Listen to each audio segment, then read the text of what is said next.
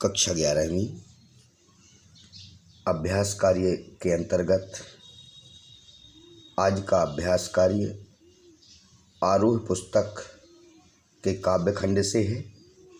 काव्यखंड में आपके लिए कबीर के पद नामक पाठ को निकालना है। पुस्तक अपने सामने रख लें और कबीर के प्रथम पद को हम संदर्भ, प्रसंग, व्याख्या और काव्य सौंदर्य इन 4 बिंदुओं के अंतर्गत समझेंगे। आज का जो अभ्यास कार्य है आपके लिए इस वीडियो के माध्यम से मैं आपका शिक्षक अरविंद कुमार राजौरिया, शासकीय उच्चतर माध्यमिक शाला रनेह, विषय हिंदी से प्रस्तुत कर रहा हूँ। तो छात्र छात्राएं इस पद को भली भांति आवाज़ के माध्यम से सुने, समझें और इसके बाद अपने फेयर रजिस्टर में अपनी अभ्यास पुस्तिका में लिखेंगे। तो प्रारंभ करते हैं। संत कबीरदास जी का प्रथम पद। पहले इस पूरे पद का मैं वाचन करूंगा, उसके पश्चात पद के अंदर आए हुए कठिन शब्दों के शब्दार्थ समझेंगे, तत्पश्चात व्याख्या की ओर बढ़ेंगे। तो चलिए प्रारंभ करते हैं। कबीरदास जी ने लिखा है, हम तो एक एक करी जाना, दोई कहें तिनहिं को दो जग, जिन नाहिन पहचाना। एक ही पवन एक ही पानी, एक ही ज्योति समाना। एक ही खाक गढ़े सब भांडे, एक ही कोहरा साना। जैसे बाढ़ी काष्ठ ही काटे, अग्नि न काटे कोई। सब घटी अंतरी तू ही व्यापक, धरे स्वरूपे सोई।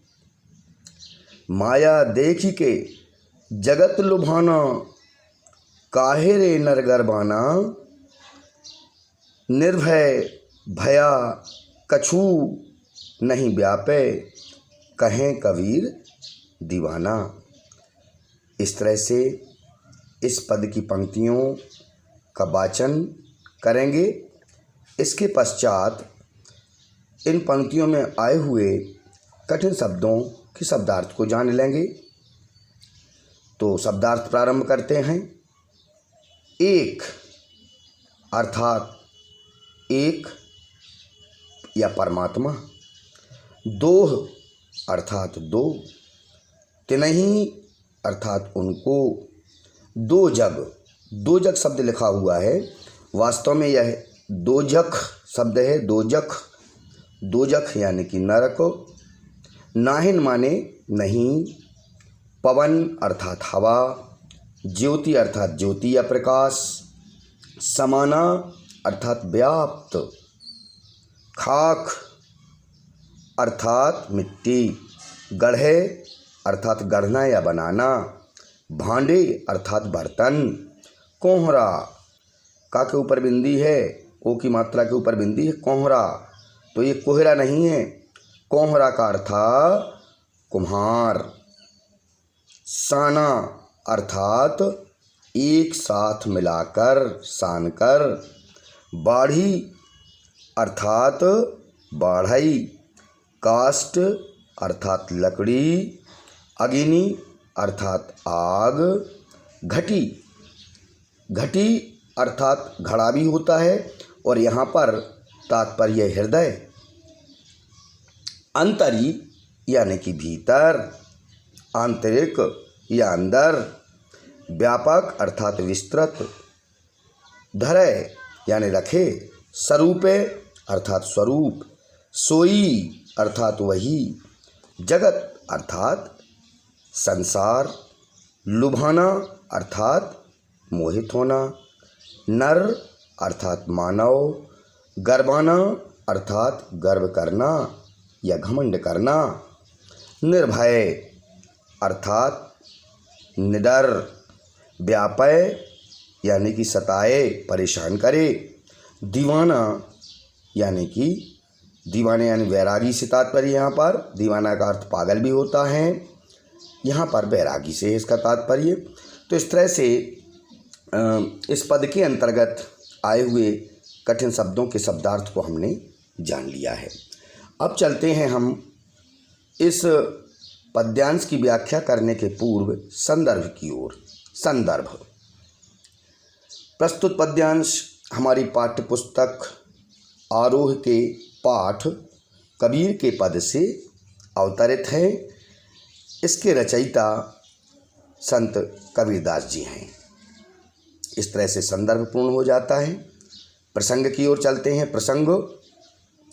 प्रस्तुत पद में कबीरदास जी ने ईश्वर के एकमात्र स्वरूप के पक्ष में अपने तर्क प्रस्तुत किए हैं और माया के भंवर में फंसे हुए घमंड ना करने की लोगों को सलाह दी है। लोग माया के वशीभूत ना हों, गर्व ना करें, इसकी प्रेरणा दी है। इस तरह से हम प्रसंग को लिख सकते हैं। इसके पश्चात चलते हैं व्याख्या की ओर। व्याख्या। कबीरदास जी कहते हैं कि उन्होंने यह बात अच्छी तरह से जान ली है कि ईश्वर एक है, एक ही रूप में वह सर्वत्र विद्यमान है। जो लोग उस परम परमात्मा को, उस जीव ब्रह्म आत्मा परमात्मा आदि अनेक रूपों से देखते हैं, पृथक पृथक उनके अस्तित्व में विश्वास करते हैं, वास्तव में ऐसे लोगों ने उन परमात्मा को जाना ही नहीं है। उनके लिए यह संसार नरक के समान हो जाता है, जो ईश्वर को दो रूपों में देखते हैं, क्योंकि ईश्वर एक है, नाम अलग अलग हैं।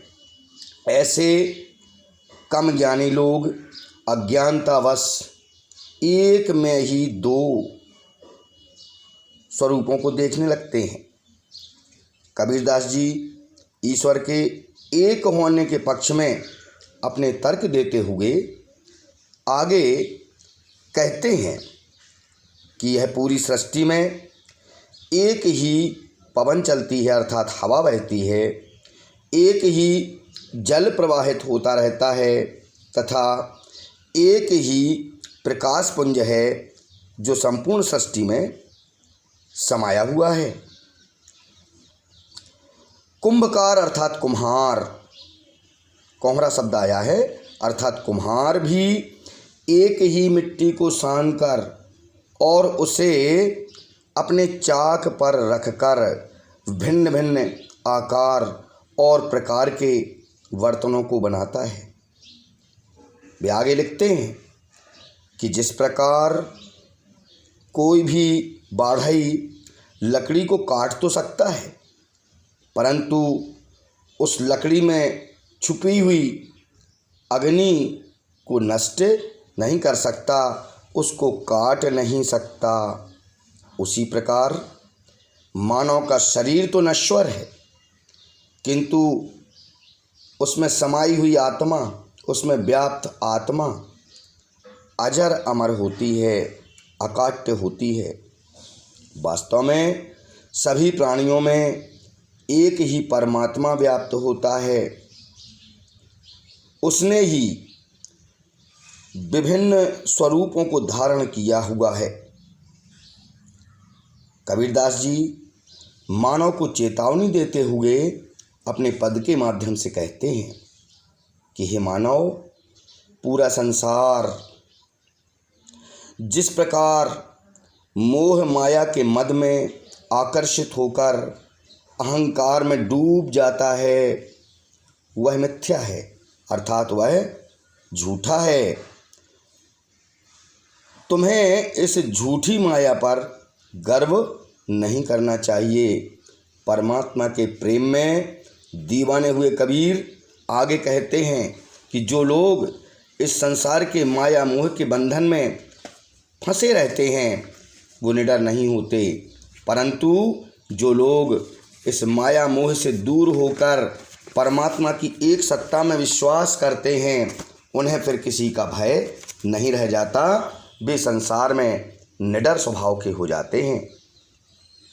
इस प्रकार से प्रिय छात्र छात्राओं, इस पद की व्याख्या बहुत ही सरल है, आपको समझ में आ गई होगी ऐसा मेरा विश्वास है। अब चलते हैं हम इस पद में काव्य सौंदर्य चौथे बिंदु की ओर। काव्य सौंदर्य, तो सर्वप्रथम नंबर 1 पर लिखेंगे परमात्मा के एक ही स्वरूप की व्याख्या की गई है। नंबर 2 पर लिख सकते हैं माया पर घमंड ना करने की सलाह दी गई है। नंबर 3 पर लिख सकते हैं एक एक में यमक अलंकार है। और अंत में लिख सकते हैं चौथे नंबर पर जिन नाहिन पहचाना नर गरबाना कहें कबीर दीवाना। इन शब्दों में अनुप्रास अलंकार की छटा देखने मिलती है, सदुक्कड़ी भाषा का प्रयोग हुआ है। तो इस तरह से प्रिय छात्र छात्राओं, आप इस पद की व्याख्या को समझ चुके होंगे। अब हम इसी क्रम में प्रारंभ करते हैं पद नंबर 2 की व्याख्या। व्याख्यांश आपको कठिन होता है, व्याख्या जब तक आपको समझाई ना जाए तो कठिन शब्दों के कारण व्याख्या कई छात्र छात्राओं के लिए समस्या उत्पन्न करती है। इसके लिए मैं बताना चाहूँगा कि पाठ्य पुस्तक के पीछे जो कठिन शब्दों के शब्दार्थ दिए गए हैं उनको छात्र छात्राएं भली भांति पढ़ लें। यहाँ से जो मैंने शब्द के शब्दार्थ आपके सामने प्रस्तुत किए हैं उन पर भी आप अपना ध्यान लगाएं तो आपके लिए ज़्यादा कठिन नहीं लगेगा। चलिए इसी क्रम में हम अब बढ़ते हैं कबीरदास जी के पद क्रमांक 2 की ओर। संतो देखत जग बोराना, साँच कहें तो मारन धावे झूठे जगपतियाना। नैमी देखा धर्मी देखा प्रात करे स्नाना।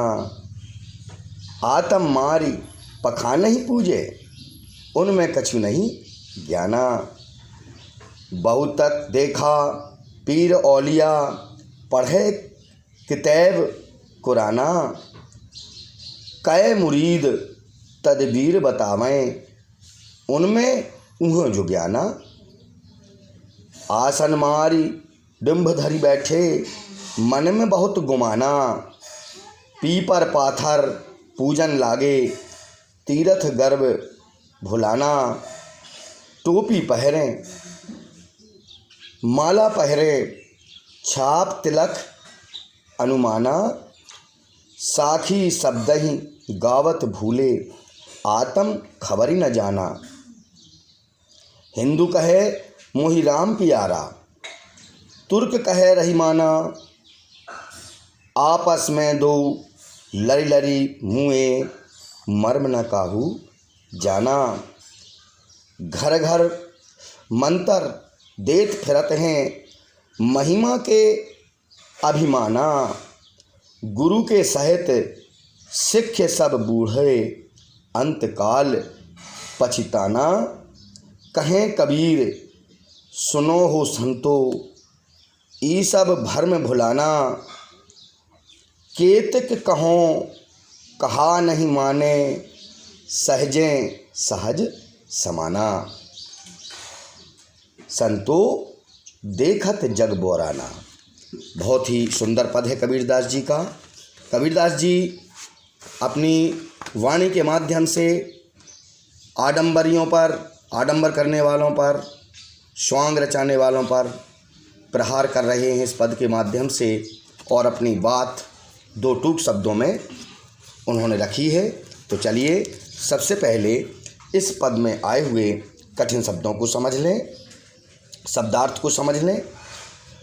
शब्दार्थ, शब्दार्थ के अंतर्गत बौराना अर्थात पागल, साँच यानी सच, मारने यानी मारने, धावे धावे अर्थात दौड़े, पतियाना यानी विश्वास करना, नेमी अर्थात नियम से चलने वाले, धर्मी अर्थात धर्म का ढोंग करने वाले, स्नाना अर्थात स्नान करना, नहाना, आत्म यानी स्वयं, पखानही यानी पत्थर की मूर्तियों को पूजाए, पूजा अर्थात पूजा करना, पीर औलिया अर्थात धर्मगुरु या संत ज्ञानी, किताब यानी कि ग्रंथ, कुराना अर्थात कुरान शरीफ धार्मिक पुस्तक, मुरीद यानी कि शिष्य या चेला, अनुगामी भी कहते हैं,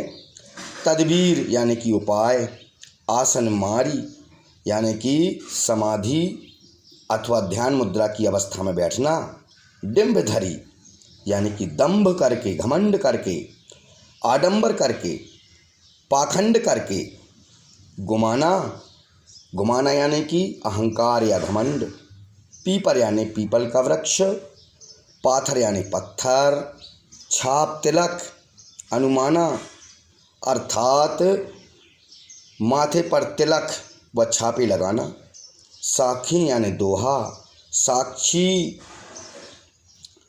शब्द ही यानी कि वह मंत्र जो गुरु दीक्षा में दिया जाता है शिष्य के लिए, आत्म यानी स्वयं, आत्म खबीर यानी कि आत्म का ज्ञान, आत्मज्ञान, प्यारा यानी प्रिय, तुर्क शब्द आया है, तुर्क का अर्थ मुस्लिम या मुसलमान या इस्लाम को मानने वाला, रहीमाना अर्थात रहम करने वाला, दयालु, दो अर्थात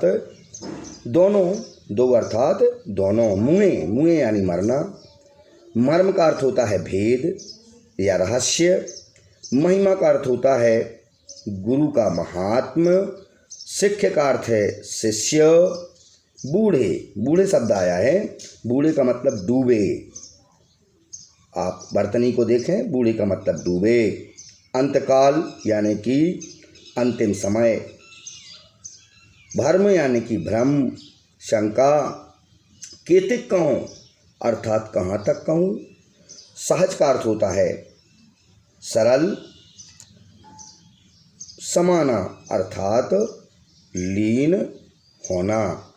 इस तरह से लगभग सभी कठिन शब्दों का अर्थ शब्दार्थ के माध्यम से आपने जान लिया है।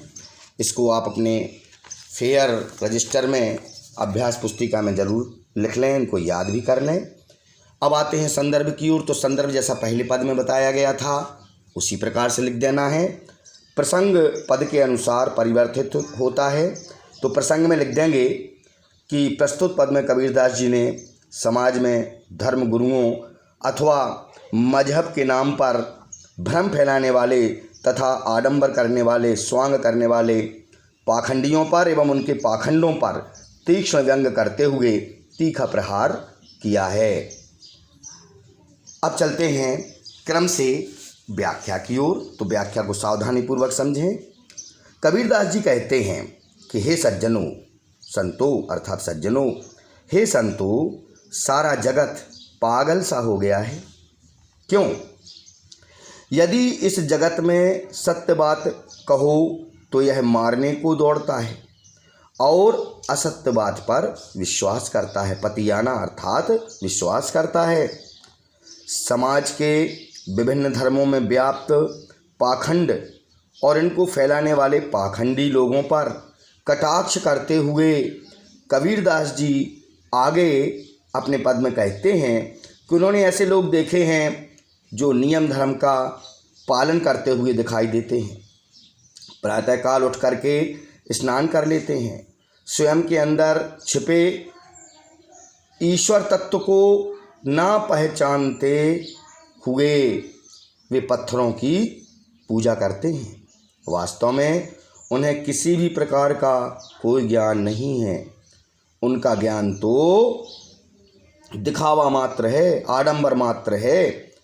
और इस कारण कबीरदास जी आगे अपनी बात को कहते हुए लिखते हैं कि मैंने बहुत से धर्म गुरुओं, सिद्ध पुरुषों या पीर फकीरों को देखा है जो बहुत सी धर्म की पुस्तकें और कुरान शरीफ को पढ़े हुए हैं, उनका अध्ययन किए हुए हैं और इनका नियमित पाठ भी करते हैं, परंतु ऐसे तथाकथित लोग धर्मगुरु अपने शिष्यों को उस परमपिता परमेश्वर तक पहुँचने के विभिन्न उपाय अथवा मार्ग तो बताते हैं, किंतु स्वयं अपने खुदा या अपने ईश्वर के बारे में कुछ नहीं जानते।